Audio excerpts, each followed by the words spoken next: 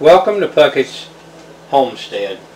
Today we're going to be making pressure cooked dry soup beans, pinto beans.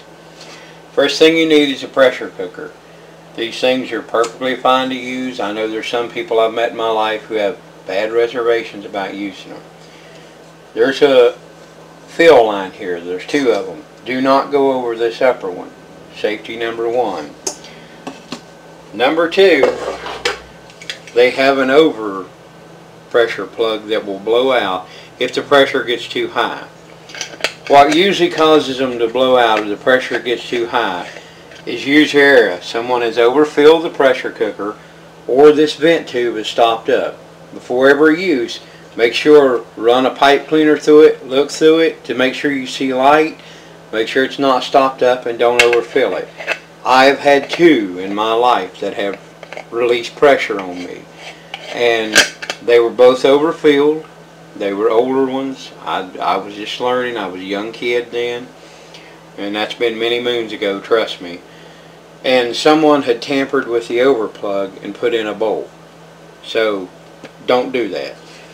What you're going to need for this recipe is 3 cups of dried beans that have been sorted and washed. Now, I've met a lot of people that say you don't need to sort your beans. Well, in my life I've found stems, rocks, peas, dirt. I'd rather sort them as to be eating and take a bite of a small piece of gravel.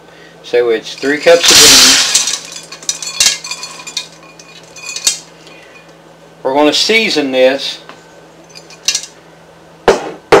with a ham bone that we've already taken the ham off of. Next, we're going to add 9 cups of water. It's 3 times the amount of water. See? Now, we're right at that line, but we're not going to go over it.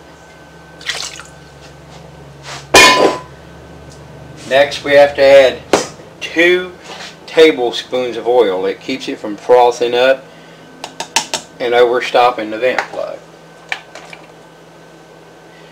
We also like minced onions. My people are nutty for minced onions, so we have to use quite a bit of them. I don't know how much there's in there. I really don't measure it. And lastly, I put in a little garlic powder.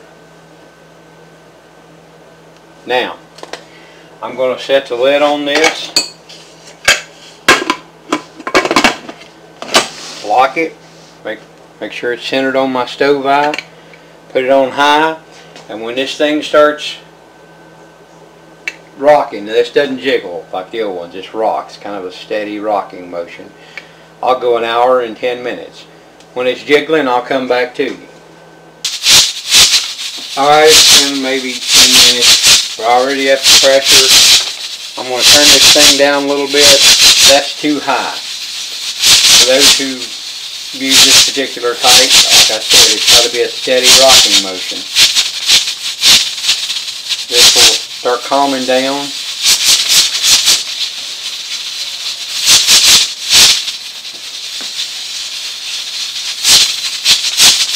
I'll set my timer for 1 hour and 10 minutes. And that's all there really is to making beans. Just get it turned down. Like I said, it may take it 5 minutes or so to calm down, but it'll get like a steady rocking motion. Kind of like a dance, like it's doing now. Just a back and forth.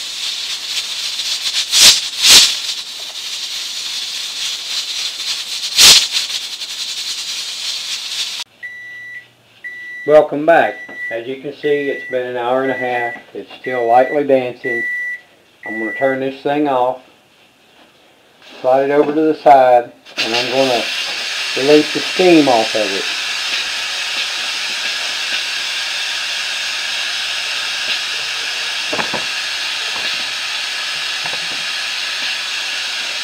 It shouldn't take but just a few minutes for all the pressure to go down.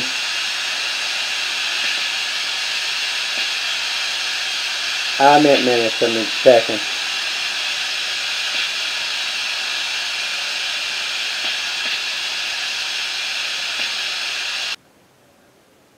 Okay, all the pressure is off. The lock is in and released. I can open it up. As you can see, there's our beans. They're not overdone. The meat's coming off the bone, and I can promise you they are very, very delicious. Hope you've enjoyed this.